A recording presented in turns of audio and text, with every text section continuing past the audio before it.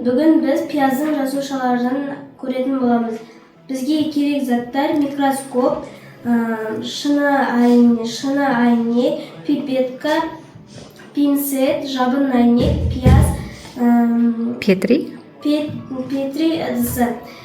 Бірінші біз шыны әйнекті алып, бір тамшы су құямыз. Содан кейін пинцетпен пияздың